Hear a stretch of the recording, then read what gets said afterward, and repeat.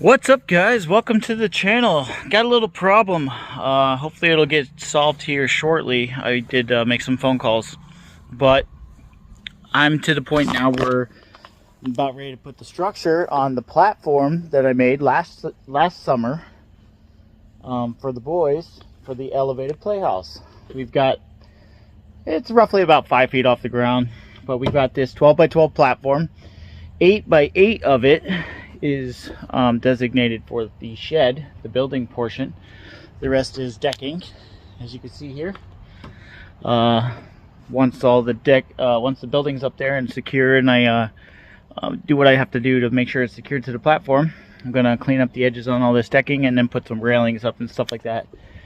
And it'll start looking more and more like what it's supposed to look like.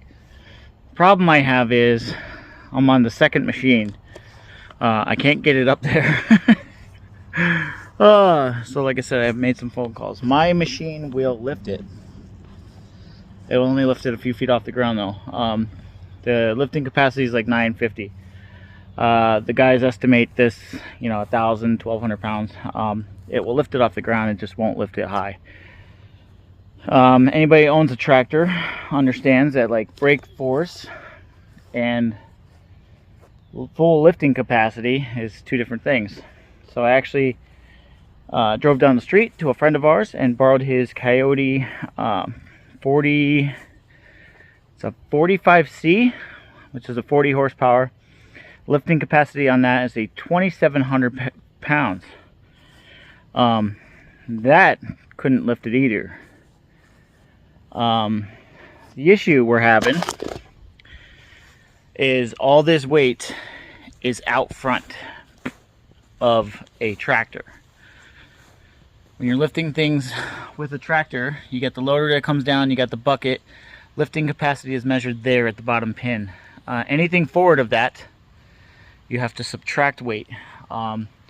Because the farther forward your item, now you could see this item is 8 feet, so that's really far forward. The farther forward your item is, the less you can pick up because of all that weight. So the Coyote 45C couldn't pick this up high enough and safely enough. It was real janky. So the guys that were here that dropped off the shed recommended like a skid steer with really long pallet forks. With skid steers, it's not so much weight out front. As you can see, I'm demonstrating here on the tractor.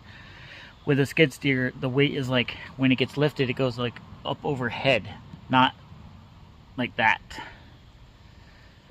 So a skid steer is more center of gravity, lower center of gravity. So I'm tracking down a big skid steer. Gonna make sure it has some extra long pallet forks on it. But the building is here, the shed's here. It's beautiful. I went with an 8 by 8 Dutch barn roof style shed. Yeah, switch camera. This was built by guys at Waihana Structures here in Waymart, Pennsylvania. I went with them because everything that I could find that was like pre-made was 8 by 10, and they didn't have like they just didn't have the things that I was looking for. So these guys custom built one. So this is 8 by 8, 16 on center, 2 by 4s, not 1 by 3s or 2 by 3s like a lot of places. It's got 2 windows. It's got a door that secures, like a just like a garden shed. This is a nice big structure. I plan on, I haven't decided where yet. This is some brainstorming here, but this is the idea. I'm gonna put some like a loft in here, so the boys can sleep on the top here. Probably have the loft go around. We'll see. And then underneath there'll be some sort of seating area. We're gonna have like a TV up in here. This would be nice fun playhouse for them. A nice thick, strong door. And for colors, I went with gray on gray with dark gray shingles, or even black. And then as I said, the Dutch barn style roof to me was important to give yourself much more headroom inside there. Anybody that's ever had a shed or a small building understands the value of space.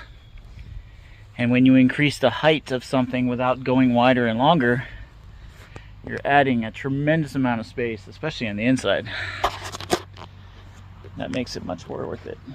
So I actually got this cheaper, being hand built. Then I could buy a tough shed from, like, say, Home Depot or Lowe's, and they delivered it to the house. I just gotta figure out how to get it up on this platform. We'll get it up there. Just might not be today.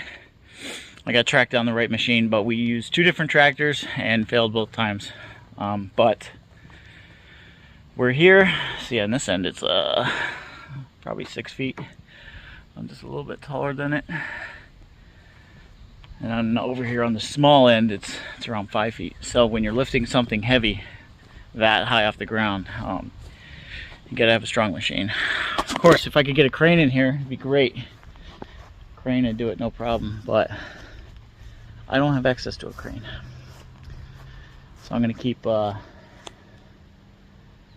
chugging along here and see what we can get done. But that's what I'm being faced with, guys. Leave a comment in the comment section. Let me know what you think. This is Josh. Affiliates are always in the description. We'll see you next time.